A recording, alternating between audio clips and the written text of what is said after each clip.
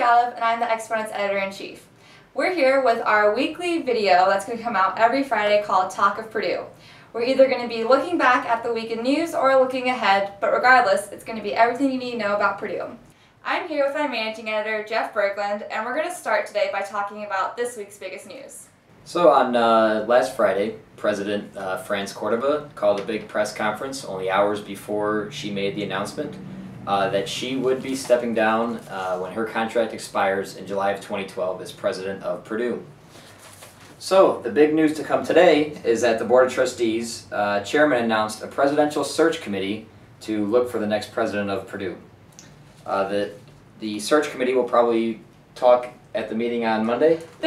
So this Monday and Tuesday are Board of Trustees meetings, and on Monday they're going to be having committee meetings where they're going to be talking about academic affairs and physical facilities, and on Tuesday they're going to have their stated meeting where they'll probably talk about the search committee.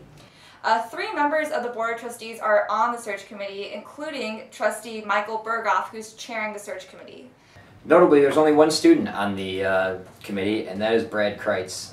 Some of you guys might be familiar with Brad Kreitz because he was the Purdue Student Government President for the last year, and I called him to see if he would care to comment on the news that he's been appointed. He said that he's been instructed not to comment, which I thought is the first time that I've ever called Brad Kreitz to ask him for a comment, and he had nothing to say. And Brad's going to have a really busy fall, I would think, because he's also on a committee to choose or help develop the core curriculum at Purdue, which is supposed to be implemented and looked at by the University Senate in the fall. So even though he's no longer PSU president, he's still pretty involved with the Purdue administration. I think he's also in the decadal funding. Oh, really? One of the decadal funding committees, which is taking a look at how Purdue can increase revenue in the next 10 years without student tuition or state funds. So he's definitely still involved in a lot of different things, which he's always seems to be involved somewhere in something and have some new thing to talk about.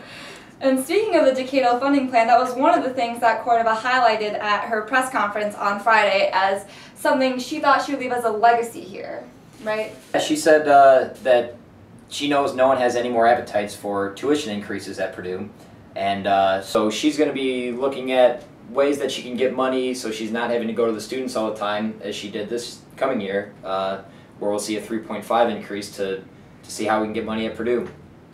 But other things that are going to be looked at Tuesday's meeting, which is the morning meeting, which if you've never been to a Board of Trustees meeting, all the talk happens at the committee meetings on Monday, and then Tuesday they just do blanket approvals.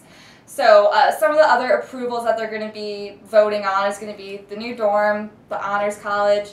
They're going to be approving a master's degree for building construction management, they're also going to be approving the new vice president for public affairs, which is, I believe, the first position of that kind at Purdue, and another vice president added to the administration.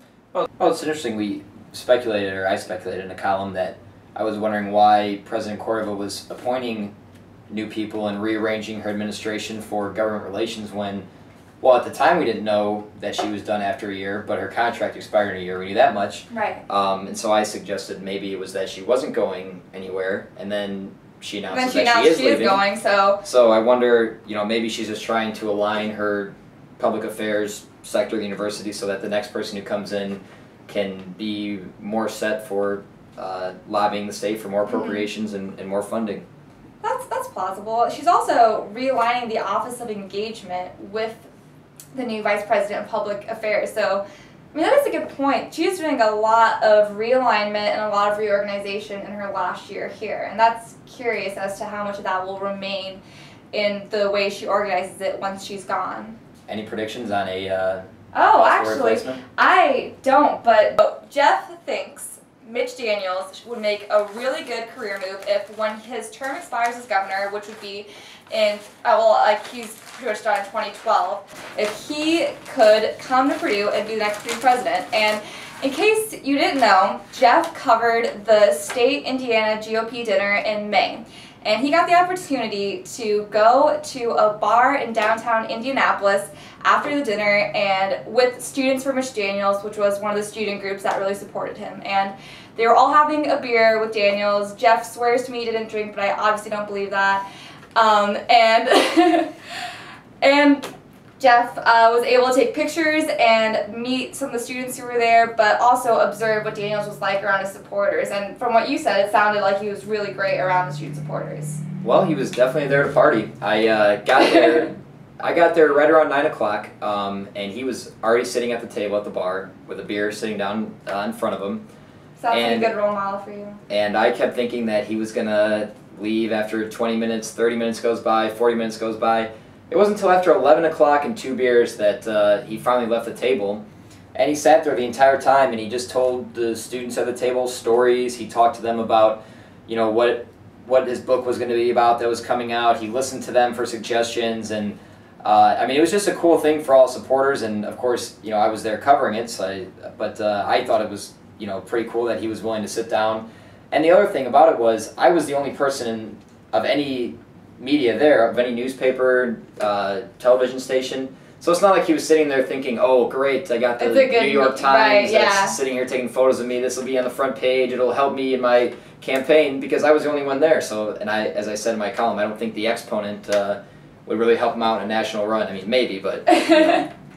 But I think one thing to add, you know, about Mitch Daniels that I didn't really bring up in my column is he's obviously an effective administrator. You know, agree with his politics or not, which oftentimes I guess I do not, but he's done pretty well with Indiana through a tough budget time, and Indiana's come out looking a lot better than some other states. So if he took over as president of Purdue, I have to imagine that given the tough budget times that Purdue's facing, Daniels will be able to navigate us through, and we'd probably look pretty good coming out the other end of it all. And I think that that's exactly the point, is that Mitch Daniels can come into Purdue and utilize, with even if we get any state funds or any state appropriations, like, he knows what to do with the money that he has. Like, he's a really good organizer with that.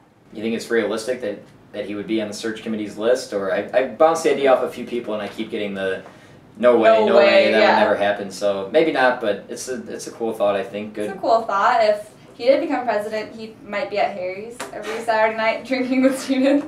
Well, regardless, I think students need to be involved in the process, and I think even though Brad Kreitz is on the committee, he's the only student, so I think the board and the search committee need to figure out a way to really engage students in the process, because after all, that's the president's natural constituency is students, and so if we're not getting a say on it, then, you know, the process isn't going well. So absolutely, and I think that the key to this presidential search committee is going to have to be transparency. I think that was something that students did not appreciate about the current administration, was the lack of transparency. And if with this committee there can be or students could have some sort of say in it or some sort of involvement, I think that's just going to make the new president coming in a lot more successful right from the start. I think that a lot more students are going to care more. And I mean, we were both at the budget hearing in May. There were 5 students there. Only one spoke. And only one spoke. So it'd be nice if we could get involved a little bit in this process and have some say in who's the next president of Purdue. Absolutely. So we will be coming to you next week talking a little bit about what actually happens at the Board of Trustees meeting, if any of our predictions come true, or if, I don't know, a fist fight breaks out. We'll definitely be giving you all that information. Alisha trips on her way up there to ask a question to Chairman Kroc, or yeah, we'll have that. Never happened before, but that's not to say it won't happen this time. There's besides the Board of Trustees, I can't really think of a whole lot else going on next week. But if there is, we'll be sure to give you the lowdown in Talk of Purdue. Is that our name? Talk of Purdue? Talk about Purdue? Talk of Purdue. Talk of Purdue. Talk of Purdue. Talk of Purdue. Okay.